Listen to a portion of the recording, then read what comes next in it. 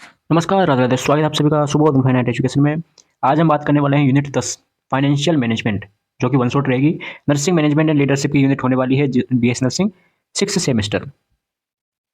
मैं Yashvardhan Sharma Subodh finance education से आप सबको आज नर्सिंग मैनेजमेंट का एक यूनिट 10 है फाइनेंशियल मैनेजमेंट, इसका वन शॉट कराने वाला हूँ। तो स्टार्ट करते हैं आज का लेक्चर। पहले सिलेबस के बारे में हम बात कर लेते हैं। सिलेबस आपका कुछ इस प्रकार है। फाइनेंशियल मैनेजमेंट, इसमें डेफिनेशन, ऑब्जेक्टिव्स, एलिमेंट्स वगैरह आ गए। फाइनेंशियल प्लानिंग, इसमें बजटिंग आ गई, जो कि हम पढ़ चुके हैं। Proposal, projecting, requirement for staff, equipment etcetera, ये देखेंगे। बजटिंग हमने पढ़ लिया। और फाइनेंशियल ऑडिट, तो इसमें हम क्या पढ़ने वाले हैं, ये और ये दोनों हमने पिछली क्लासेस में पढ़ लिए हैं। तो बाकी के जो बच रहा है वो हम सब इस क्लास में डिस्कस करेंगे। स्टार्ट करते हैं आज का लेक्चर बिना टाइम वेस्ट किए। सबसे पहले हम देखते हैं फाइनेंशियल मैनेजमेंट की डेफिनेशन कि फाइनेंशियल मैनेजमेंट होता क्या है sir. Financial management is a process, ये एक ऐसी प्रोसेस है जिसमें क्या करते हैं अपन, प्लानिंग करते हैं।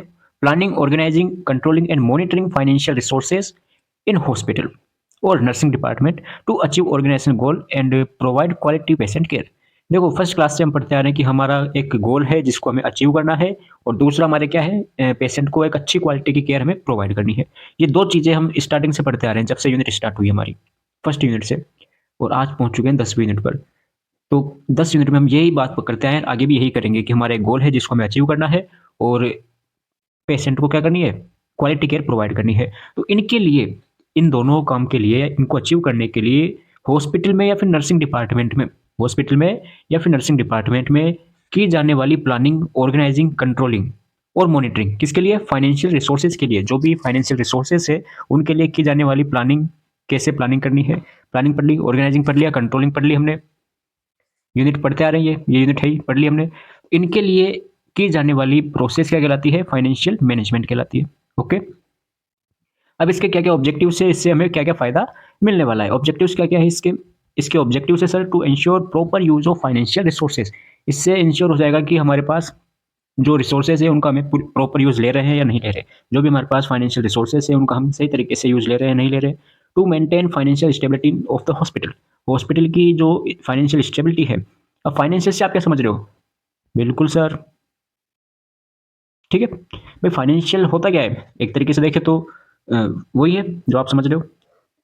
तो उसकी क्या हो जाएगी, स्टेबिलिटी हो जाएगी। टू कंट्रोल अननेसेसरी एक्सपेंडिचर, मतलब कि जो फालतू के खर्चे हैं वो बच जाएंगे। भाई फाइनेंशियल होता क्या है, वही पैसा, money.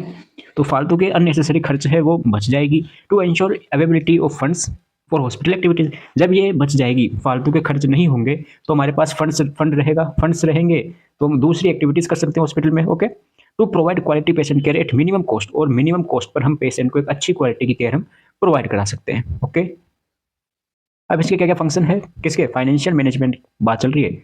Financial management, financial management के ऑब्जेक्टिव्स और फाइनेंशियल मैनेजमेंट के फंक्शन। तो इसमें फर्स्ट पॉइंट आता है estimating financial requirement for the hospital. पहला फंक्शन क्या है इसका, कि हॉस्पिटल में फाइनेंशियल रिक्वायरमेंट कितनी है उसका पता चल जाएगा। प्रोक्योरमेंट या procurement of funds from different resources, allocations of funds to different department, financial control and monitoring for expenditure, evaluation of financial performance. ठीक है, वही बात है जो हमने पहले ऑब्जेक्टिव्स में पढ़े। भाई गोल क्या है, ऑब्जेक्टिव्स क्या क्या है इस, भाई फाइनेंशियल मैनेजमेंट करने का मतलब क्यों है, क्यों कर रहे हैं अपन इसको। तो ये हो गया इस, और करने से क्या हो जाएगा, तो करने से ये हो जाएगा। और ये दोनों क्या है, सेम है, अप्रोक्स दोनों क्या है, सेम है।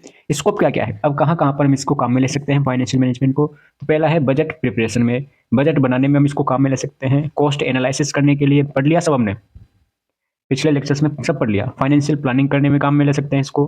फाइनेंशियल कंट्रोल करने के लिए, कंट्रोलिंग चैप्टर पढ़ा हमने, उसका मतलब क्या था, चेकिंग करना कि सही तरीके से हो रहा है नहीं हो रहा। Purchase of equipment and supplies, supplies और इक्विपमेंट है वो खरीदने के लिए। Payment of staff salaries, staff को सैलरी देने के लिए। Financial auditing. ओके, अब ऑडिटिंग क्या होता है हम देखेंगे आगे, फाइनेंशियल ऑडिट पढ़ेंगे इसी यूनिट में। जो लास्ट आपका क्या है, हेडिंग है ना, फाइनेंशियल ऑडिट। ये अगला क्या है, elements of financial management. Financial management के क्या क्या एलिमेंट्स है, क्या क्या कंपोनेंट्स है। तो फर्स्ट आता है फाइनेंशियल प्लानिंग। सबसे पहले क्या होती है, प्लानिंग करी जाती है, फिर बजट बनाया जाता है, फिर अकाउंटिंग करी जाती है, फिर फाइनेंशियल कंट्रोल, रिपोर्टिंग। ये इसके स्टेप्स भी बोल सकते हैं इसको, ठीक है। ओके, सबसे पहले प्लानिंग करेंगे, फिर बजटिंग करेंगे। बजटिंग हमने देख लिया होता क्या है। अकाउंटिंग, इतना तो पता है आपको भाई, अकाउंट क्या होता है। बैंक वाला अकाउंट बिल्कुल वही है। फाइनेंशियल कंट्रोल चेक करेंगे जो हमने खर्च किया है वो कहाँ कहाँ पर हुआ है, या फिर जो हमने सोचा था वही हुआ है या नहीं हुआ। फिर लास्ट में अपन क्या करेंगे, रिपोर्टिंग करेंगे। ओके, नेक्स्ट हेडिंग आती है budget plan for a hospital. अब देखो ये जो आपका, ये तो हम पढ़ेंगे नहीं, ठीक है, क्योंकि हमने पढ़ लिया ये। अब बचा क्या आपके पास, जो ये वाला पोर्शन है इसको हम कुछ अलग तरीके से पढ़ रहे हैं। अलग तरीके से मतलब कैसे सर? मतलब ऐसे कि हम एक वार्ड से लेकर चल रहे हैं भाई। इसमें क्या है, वही proposal and projecting requirement for staff, equipment and supplies for hospital, patient care unit जिसको अपन वार्ड बोलते हैं। तो इनके लिए हॉस्पिटल या पेशेंट केयर यूनिट है, वार्ड है, उनके लिए हमें ये तैयार करना है। एक प्रोजेक्ट या प्रपोजल रिक्वायरमेंट है किसके लिए, स्टाफ के लिए, इक्विपमेंट के लिए। मतलब सपोज करो कि आप एक नर्स हो, इसका कुछ ऐसा है कहने का मतलब, हम अलग तरीके से पढ़ेंगे इसको। कैसे पढ़ेंगे कि हम पढ़ेंगे budget plan for a ward. अब यहाँ पे आपके वार्ड है बोल दो, या फिर इसको वार्ड को अपन क्या बोल सकते हैं, पेशेंट केयर यूनिट बोल सकते हैं। या फिर अगर वार्ड ना आए, यहाँ पर आ जाए हॉस्पिटल, उसमें भी आपको क्या है, यही लिख के आना है। क्यों सर? अगर हॉस्पिटल आ गया तो हॉस्पिटल भी आ सकता है, क्योंकि यहाँ पर क्या है, hospital and and patient care unit दोनों दे रखा है आपको। और पेशेंट केयर यूनिट का मतलब क्या होता है, वार्ड होता है। इतना तो आप समझ चुके हो। तो अगर दोनों में से कुछ भी आ जाए तो आपको लिख के यही आना है। तो अपन देखते हैं, केवल एक का देखेंगे, वार्ड का, कि वार्ड के लिए हम कैसे तैयार कर सकते हैं पूरा। इसके अंदर पूरे पॉइंट्स देखेंगे अपन, स्टाफ का, इक्विपमेंट का, सप्लाई का, कैसे खरीदते हैं, कैसे परचेज करते हैं, क्या क्या प्लान बनाते हैं। चलो स्टार्ट करते हैं। तो इमेजिन करो कि आप एक क्या हो, हेड नर्स हो। क्या हो? एक हेड नर्स हो। तो अब आप अपने वार्ड के लिए क्या क्या बजट प्लान करोगे, ठीक है, ये पढ़ने वाले हैं। या फिर आप वार्ड इंचार्ज हो और अब आपको सारा आइटम्स प्रिपेयर करना है। तो कैसे करोगे, कितनी सप्लाई चाहिए, कितना सपोज बीपी इंस्ट्रूमेंट चाहिए, नहीं चाहिए, कितने इक्विपमेंट चाहिए, कितनी आपको सप्लाईज चाहिए, कितना स्टाफ चाहिए, तो वो सभी आपको क्या करना है, प्लान करना है। कितने उसमें बजट लगेगा, सबको आपको क्या है, प्लान बनाना है। तो वो क्या कैसे करोगे आप? As a head nurse, planning a ward budget is an important responsibility. एक हेड नर्स होने के तौर पर आपकी बहुत बड़ी रिस्पॉन्सिबिलिटी होती है कि अपने वार्ड का क्या बनाए, बजट प्लान करें।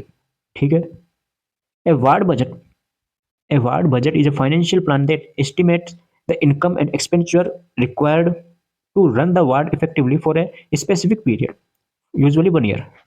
एक साल की बात करें अपन, कि एक साल में कितना हमें इनकम और कितना खर्च हुआ, उन सभी का तैयार करना है हमें, ताकि वार्ड इफेक्टिवली चल सके। और एक स्पेसिफिक पीरियड के लिए, एक साल तक के लिए बात करते हैं अपन, कि एक साल तक के लिए कितना हमें चाहिए, कितना इनकम और कितना खर्च हुआ, उन सभी को ध्यान में रखते हुए वार्ड हमें प्लान तैयार करना है, ताकि वार्ड क्या हो, इफेक्टिवली चल सके, रन कर सके। ओके, जैसे ऑब्जेक्टिव्स क्या क्या है, इससे होगा क्या, कि to ensure efficient use of financial resources, जो भी हमारे रिसोर्सेज है, फाइनेंशियल रिसोर्सेज, उनका क्या है, एफिशिएंट यूज होगा, यानी कि इफेक्टिवली यूज लेंगे उसको।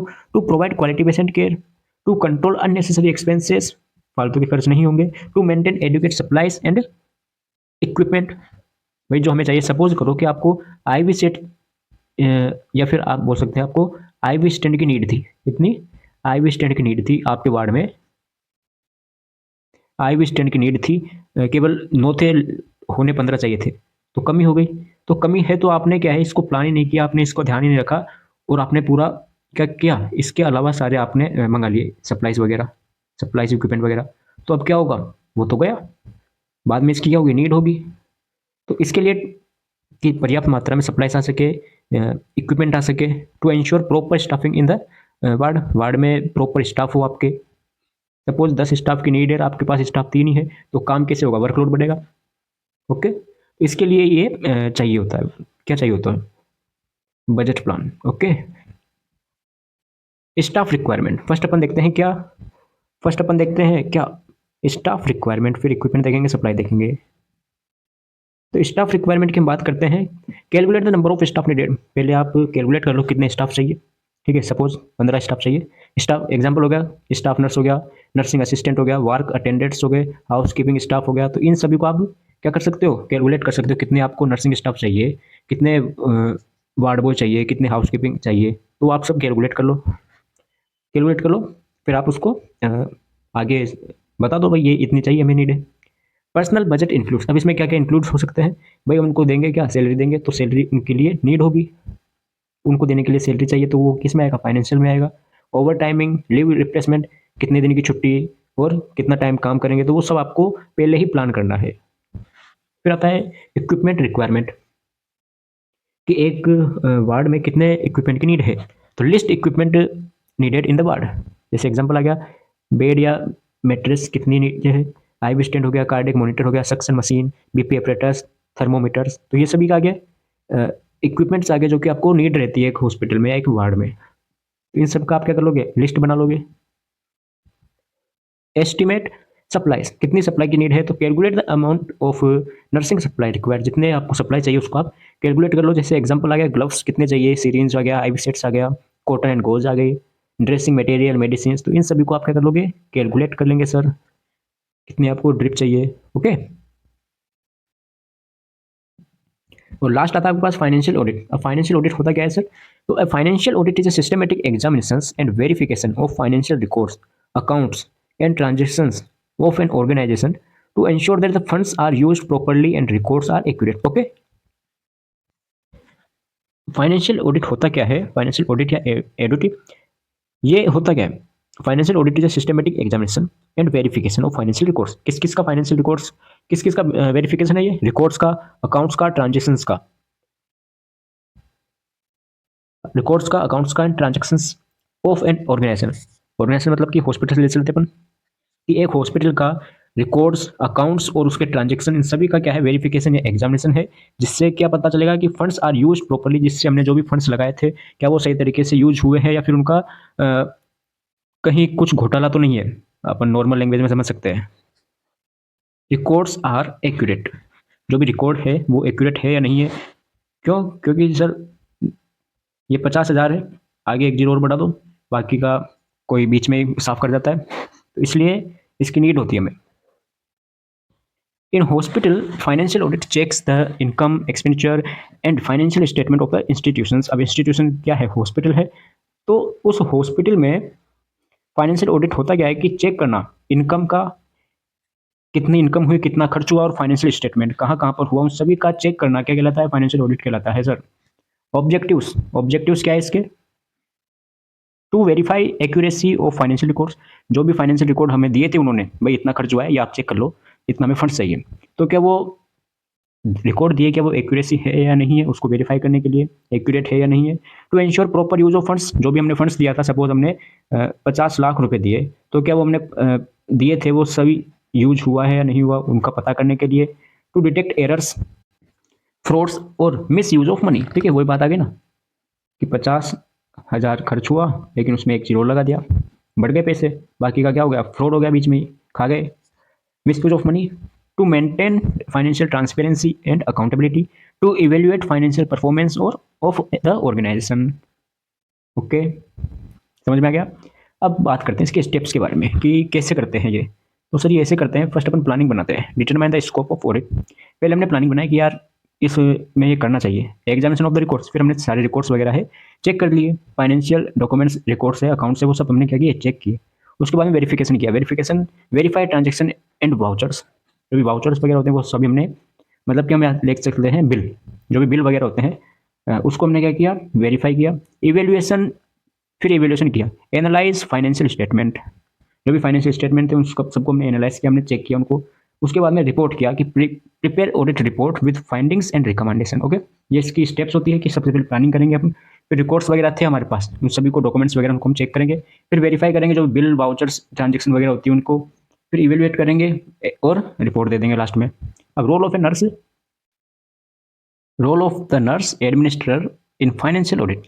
अब फाइनेंशियल ऑडिट चल रहा है सर, उसमें एक नर्स का क्या रोल है, नर्स को क्या क्या उसमें ध्यान रखना चाहिए, तो maintain financial records, maintain proper financial records, proper financial record रखना चाहिए, क्योंकि जो चेक करने वाला है वो देखेगा तो सही ना। Ensure correct use of supply and resources, cooperate with auditors. अब ऑडिटर्स क्या है यहाँ पे, जो कि फाइनेंशियल ऑडिट कर रहे हैं उनको कोऑपरेट करना चाहिए। Implement recommendation of audit report, जो भी उनको रिपोर्ट्स वगैरह चाहिए उन सब आपको मैनेज करो, मेंटेन करो, ठीक है। तो हो गया, कंप्लीट हो गया, लो ये देख लिया, ये सॉरी ये कर लिया, ये कर लिया, बाकी का जो ये ब्लू वाला है ये हमने पहले पढ़ ही लिया। ओके, तो इसी के साथ ये यूनिट भी कंप्लीट होती है, आगे अपन आएंगे अगले यूनिट को लेकर, तो कमेंट जरूर करें, नोट्स आपको टेलीग्राम पर मिल रहे हैं। और वैसे तो देखो एक बात और बता दें कि जो ये यूनिट है इसमें से कम ही पूछे जाते हैं क्वेश्चन, क्योंकि इंपॉर्टेंट बताएंगे, जब देख लेना आप, पूछे जाते हैं जो हमने बता दिए, बता दिया, सारे करवा दिए, बजटिंग वगैरह हमने पहले करवा दिया, तो उसकी हम बात करेंगे नहीं। ठीक है, तो मिलते हैं लेक्चर में नए वीडियो के साथ। कमेंट जरूर करें। राधे राधे।